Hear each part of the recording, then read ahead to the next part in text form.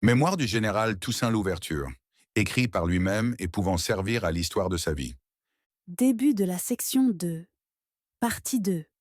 Opinion de Napoléon sur les événements de Saint-Domingue. Citation du général Hannibal Barca, réputé pour les guerres puniques contre les Romains. Si nous ne pouvons pas trouver un chemin, nous en créerons un. Fin de citation.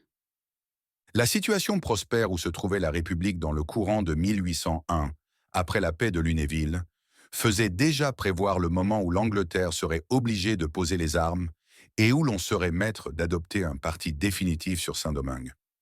Il s'en présenta alors deux aux méditations du premier consul. Le premier de revêtir de l'autorité civile et militaire et du titre de gouverneur général de la colonie, le général Toussaint Louverture, de confier le commandement aux généraux noirs, de consolider et de légaliser l'ordre de travail établi par Toussaint, qui déjà a été couronné par d'heureux succès, d'obliger les fermiers noirs à payer un sou ou redevance aux anciens propriétaires bovins français, de conserver à la métropole le commerce exclusif de toute la colonie en faisant surveiller les côtes par de nombreuses croisières. Le dernier parti consistait à reconquérir la colonie par la force des armes, à rappeler en France tous les Noirs qui avaient occupé des grades supérieurs à celui de chef de bataillon, à désarmer les Noirs en leur assurant la liberté civile et en restituant les propriétés aux colons. Ces projets avaient chacun des avantages et des inconvénients. Les avantages du premier étaient palpables. La République aurait une armée de 25 à 30 000 Noirs qui ferait trembler toute l'Amérique. Ce serait un nouvel élément de puissance et qui ne lui coûtait aucun sacrifice, ni en hommes, ni en argent. Les anciens propriétaires perdaient sans doute les trois quarts de leur fortune. Mais le commerce français n'y perdait rien, puisqu'il jouirait toujours du privilège exclusif. Le deuxième projet était plus avantageux aux propriétaires colons. Il était plus conforme à la justice, mais il exigeait une guerre qui entraînerait la perte de beaucoup d'hommes et d'argent. Les prétentions contraires des Noirs, des hommes de couleur, des propriétaires blancs, seraient toujours un objet de discorde, d'embarras pour la métropole. Saint-Domingue serait toujours sur un volcan. Aussi le premier consul inclinait pour le premier parti, parce que c'était celui que paraissait lui conseiller la politique, celui qui donnerait le plus d'influence à son pavillon dans l'Amérique. Que ne pouvait-il pas entreprendre avec une armée de 25 à 30 000 Noirs, sur la Jamaïque, les Antilles, le Canada, sur les États-Unis même, sur les colonies espagnoles? Pouvait-on mettre en compensation de si grands intérêts politiques avec quelques millions de plus ou de moins qui rentreraient en France? Mais un pareil projet avait besoin du concours des Noirs. Il fallait qu'ils montrassent de la fidélité à la mère patrie et à la République qui leur avait fait tant de bien. Les enfants des chefs noirs, élevés en France dans les écoles coloniales établies à cet effet, resserraient tous les jours davantage les liens de ces insulaires avec la métropole. Tel était l'état de Saint-Domingue et la politique adoptée par le gouvernement français à son égard lorsque le colonel Vincent arriva à Paris. Il était porteur de la Constitution qu'avait adoptée de sa pleine autorité Toussaint Louverture, qu'il avait fait imprimer et mise à exécution et qu'il notifiait à la France. Non seulement l'autorité, mais même l'honneur et la dignité de la République étaient outragés.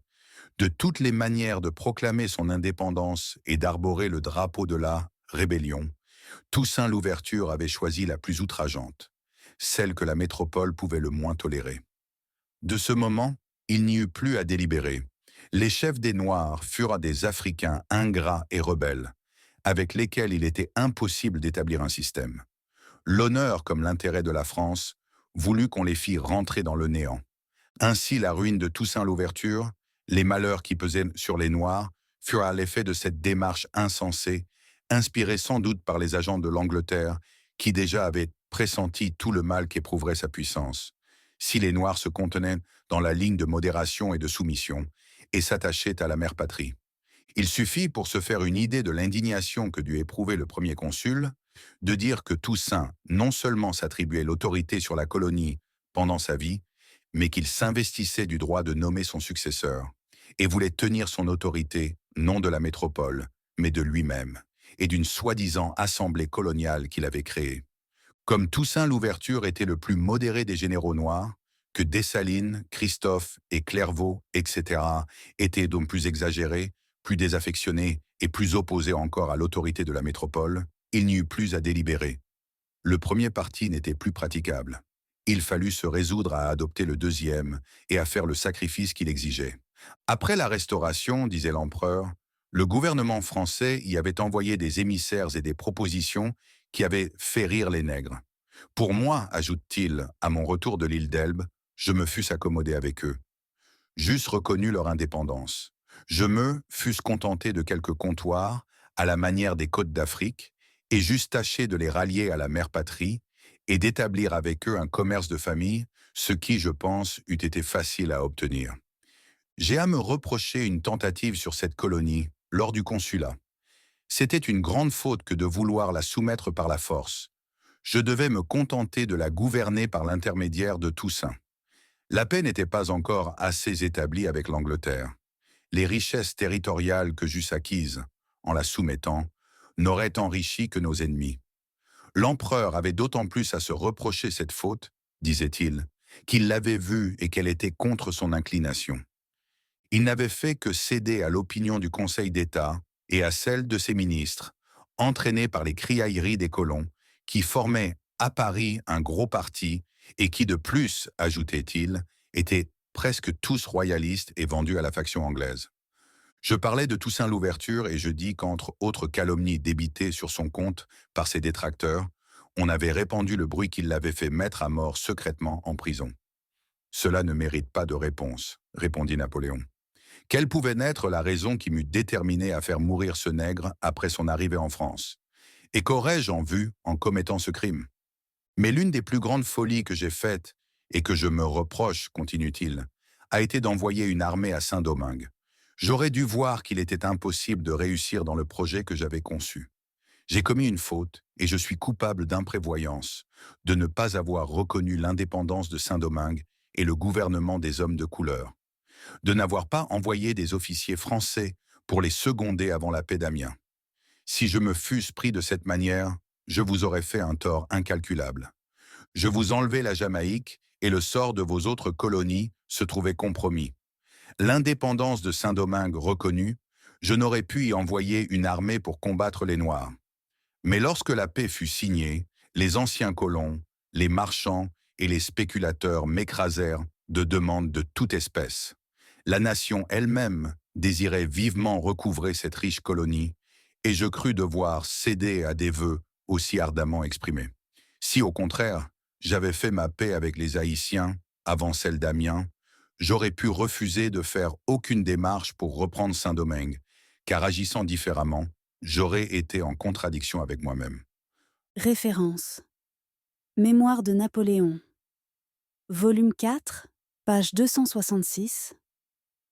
Mémorial de Sainte-Hélène. Volume 4, page 259. Napoléon en exil ou l'écho de Sainte-Hélène par O'Meara. Volume 2. Fin de référence. J'ajoute ici, pour compléter le plus qu'il est en mon pouvoir et opinion de l'empereur Napoléon sur les événements de mon pays, un rapport adressé par le général d'Auction-Lavaisse au président Pétion S après les 100 jours. Ce rapport, dont je dois la communication à l'amitié de M. Linstan, avocat en Haïti, est, à mon très grand désespoir, plein de lacunes. Trouvé dans la cour du gouvernement du Port-au-Prince, il aura été sans doute mutilé pendant la Révolution de 1843. Peut-être ne serait-il pas impossible d'en découvrir les autres fragments.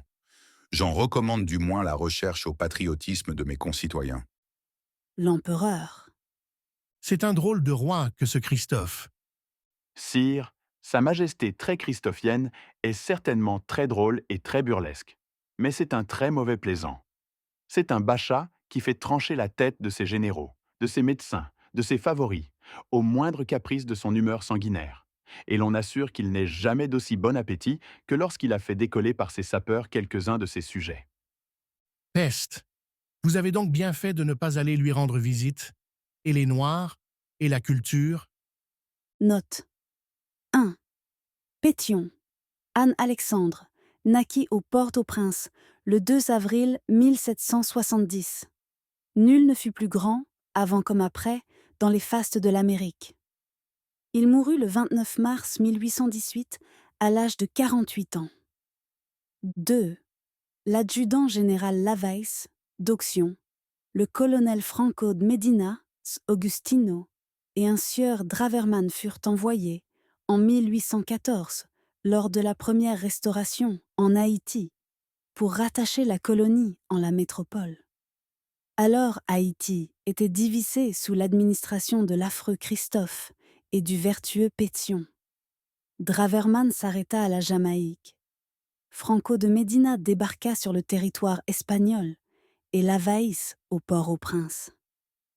Leurs instructions secrètes, rédigées sous le ministère de M. de Malouet, ennemi de la liberté des Noirs, portaient en substance la mort ou l'exil de nos principales autorités nationales, le rétablissement de l'esclavage.